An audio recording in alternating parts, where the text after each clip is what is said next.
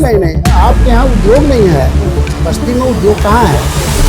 अगर ये भी कहना है उद्योग इन शर्तों पे नहीं लेंगे कि आप 6 से 7 लाख लीटर प्रतिदिन पानी निकालेंगे। अच्छा, प्रतिदिन निकालेंगे। तो उनका यह कहना है ना, इसी बात पे तो कहना है कि 6 से 7 लाख लीटर आप जल यूज करेंगे एक दिन में। अरे वो तो 10,000 लीटर प्रति लीटर के पत्र जारी किया है, उसमें शून्य उत्प्रवाह की कंडीशन लगी हुई है कि फैक्ट्री से कोई पानी बाहर नहीं जाना चाहिए। अच्छा, इस 15 करोड़ से एक मिनट आपकी बात कर दूंगा।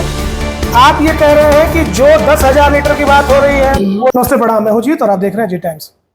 रुधौली के दसिया एथनॉल मिल को लेकर लगातार विवाद बना हुआ है।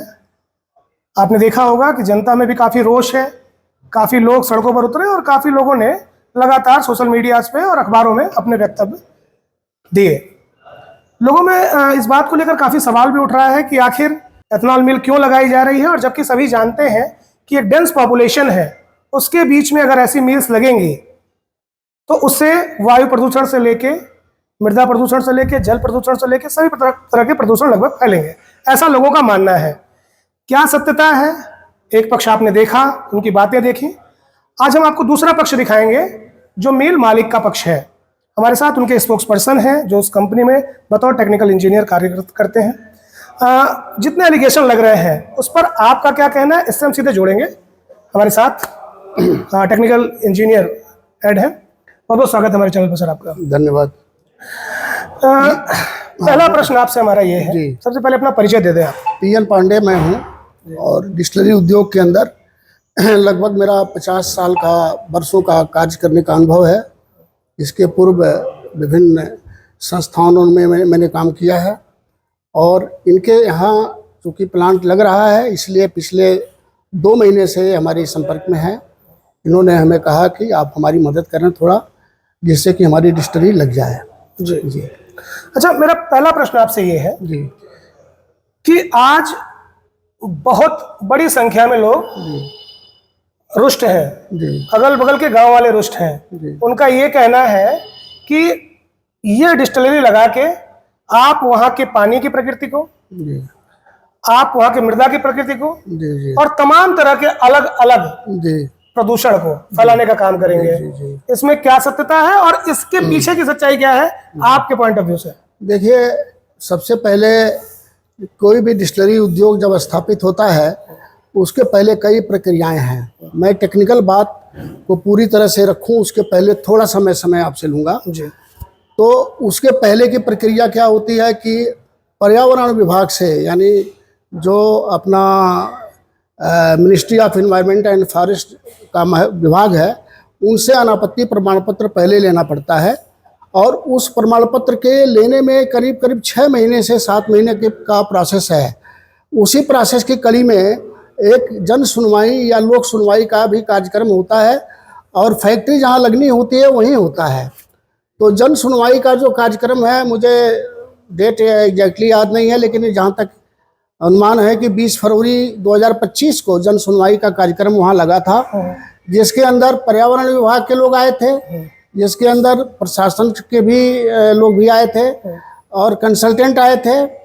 मैं नहीं था, लेकिन ये प्रक्रिया जो है ये सामान्य है। मतलब जो भी डिस्टिलरी उद्योग की स्थापना होगी तो स्थापना के पूर्व इसको पूर्ण करना ही होता है और वो अनापत्ति प्रमाण पत्र लेना होता है।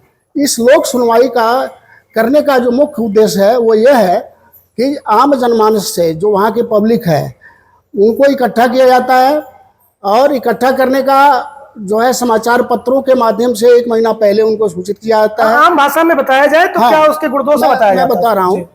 तो उस सुनवाई की प्रक्रिया पूरी हुई, सबकी सहमति हुई, सबको बताया गया कि यहाँ पर आसवनी होगा, आसवनी उद्योग लगेगा, जिसकी क्षमता 200 किलोलीटर की होगी प्रतिदिन की और इसमें ग्रेन का कच्चे माल के रूप में ग्रेन का इस्तेमाल होगा, मक्का या चावल।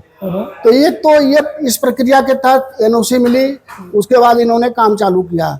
तो ये धारणा जो ये कहा जा रहा है कि नहीं यहाँ मैदा प्लांट लगना था, यहाँ पर आटा चक्की लगनी थी या कुछ और लगना था, ये इसमें कोई बल नहीं है।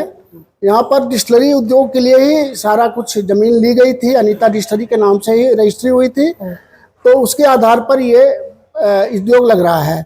अब आपका दूसरा प्रश्न यह है कि ये कि जो बातें चल रही हैं, मैंने भी सुना है, देखा है मीडिया में और इसमें सोशल मीडिया में, कि इसमें अत्यधिक मात्रा में जल निकाला जाएगा। कोई कह रहा है कि 10,000 लीटर पानी 1 लीटर अल्कोहल बनाने में यानी इथेनॉल बनाने में इस्तेमाल होगा। ये सरासर गलत है।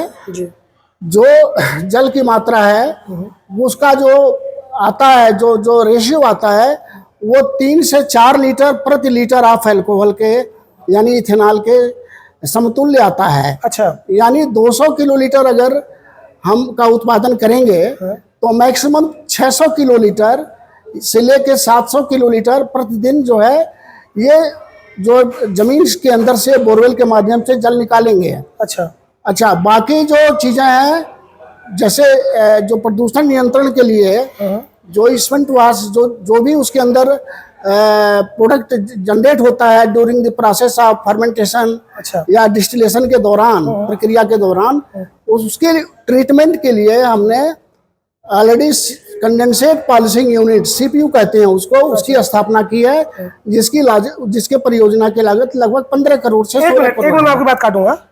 आप ये कह रहे हैं कि जो 10,000 लीटर की बात हो रही है वो टोटल मिथ्या है?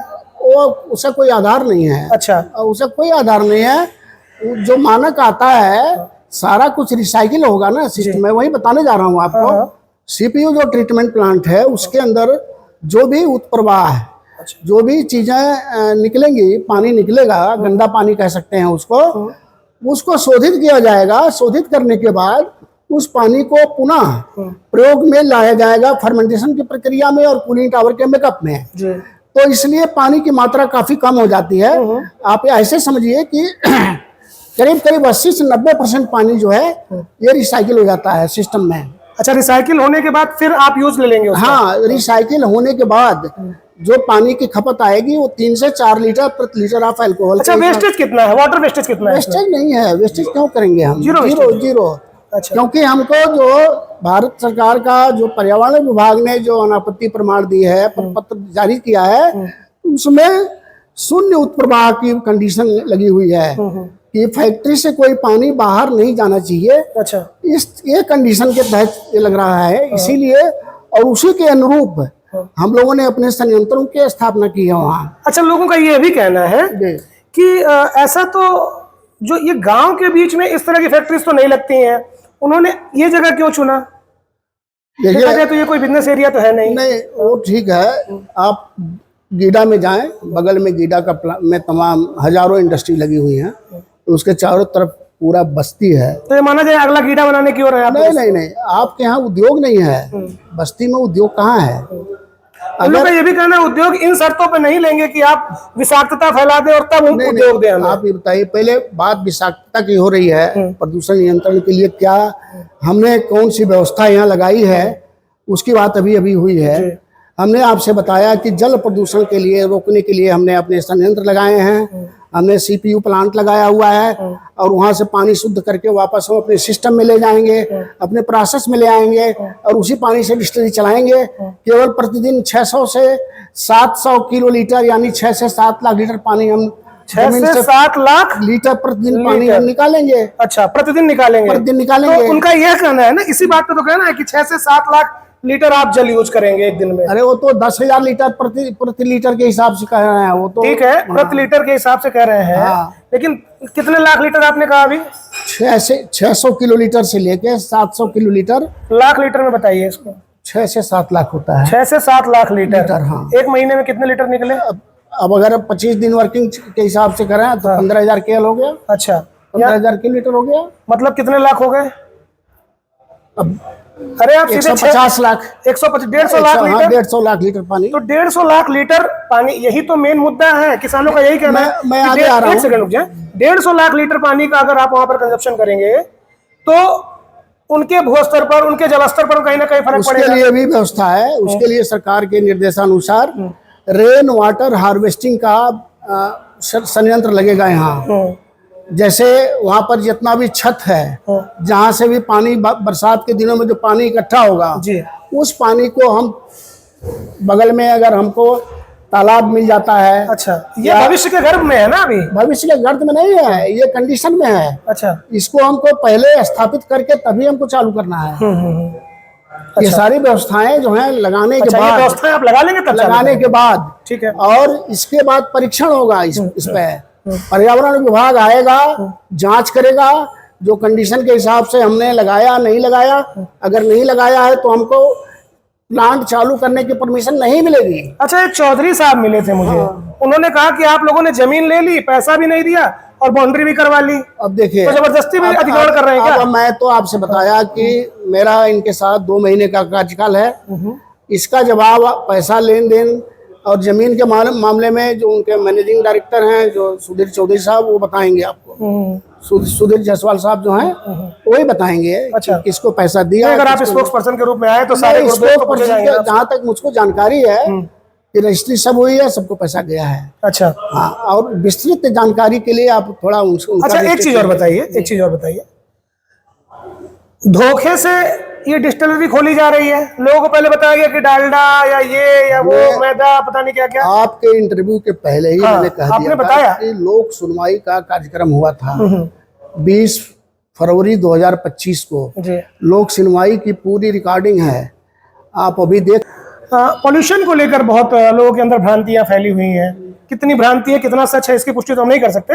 आप टेक्निकल पर्सन है, आप बता सकते हैं कि पॉल्यूशन का क्या वहां पर एनवायरनमेंट जो है जो बनेगा इस देश में तमाम सैकड़ों की संख्या में इस प्रदेश के अंदर इथेनॉल के प्लांट स्थापित होकर चल रहे हैं। तभी जाके सरकार की जो इथेनॉल पॉलिसी का लक्ष्य पूरा हो रहा है। जो प्रदूषण होता है डिस्टिलरीज में, पहले की टेक्नोलॉजी थी, बहुत पुरानी की बात कर रहे हैं आप। कोई ज़माना था कि जब सिस्टम नहीं था। अभी सरकार ने जो गाइडलाइन जारी किया है प्रदूषण नियंत्रण के लिए, उसके हिसाब से सबसे पहला तो शून्य उत्प्रवाह है, 0 लिक्विड डिस्चार्ज। कोई भी पानी बाहर नहीं निकलना है। अच्छा, हाँ, फैक्ट्री से कोई पानी बाहर नहीं निकलना है, पहली कंडीशन है और सबसे महत्वपूर्ण कंडीशन है। अच्छा, तो जब हमारा पानी बाहर ही नहीं जाएगा तो फिर पोल्यूशन का कोई मतलब ही नहीं होता है। ये पहली कंडीशन है।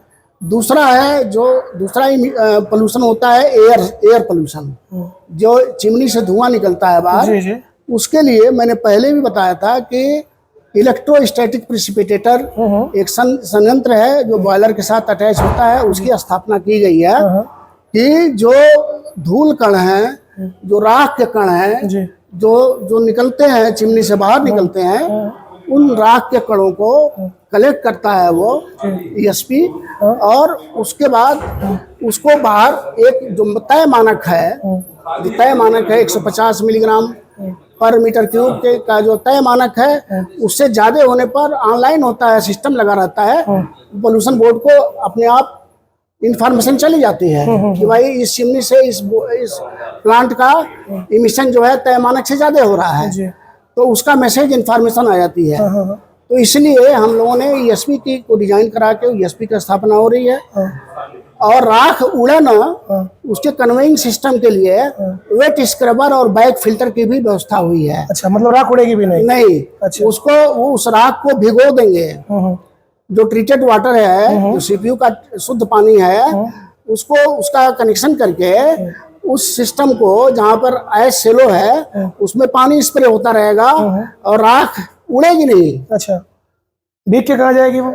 नहीं, वो जाएगी जहाँ भी राख की जरूरत, बहुत डिमांड आती है। लो लैंड है, कोई लोग मिट्टी की जगह पर इसका इस्तेमाल करते हैं, सड़कों को बनाने में इसका इस्तेमाल होता है। जहाँ पर पोटास वाली राख होती है वहाँ पर पोटास खाद बनती है, उससे उसके मल्टीपल उपयोग हैं। विशेष करके जो लो लैंड है उसमें किसान भाई लोग ले जाते हैं, या और भी जो इंडस्ट्री वाले हैं सब ले जाते हैं। बस्ती में एक मिल है, वो शहर से तकरीबन 5 से 7 किलोमीटर दूर है, उसकी राख शहर के सभी छतों पर देखने को मिलती है। हाँ, तो नहीं लगाया होगा सिस्टम। अच्छा, उन्होंने सिस्टम नहीं लगाया होगा, पता करें, ESP उनका नहीं लगाया होगा। निश्चित रूप से अगर नहीं लगेगा तो उड़ेगा। तो ये क्योंकि टेक्निकल इंजीनियर है, तो प्रदूषण से संबंधित जो भी सवालात थे, मेरा ख्याल है कि उसका जवाब आपको मिल गए होंगे। मैनेजमेंट से जुड़े अन्य जो भी प्रश्न हैं उसका भी जल्द हम मुखर होंगे और जल्दी मैं वो सवाल मैनेजमेंट तक ले जाऊँगा। आप मुझे देख रहे थे, बहुत बहुत धन्यवाद आपका। जल्द जुड़ेंगे एक नए विषय के साथ। नमस्कार।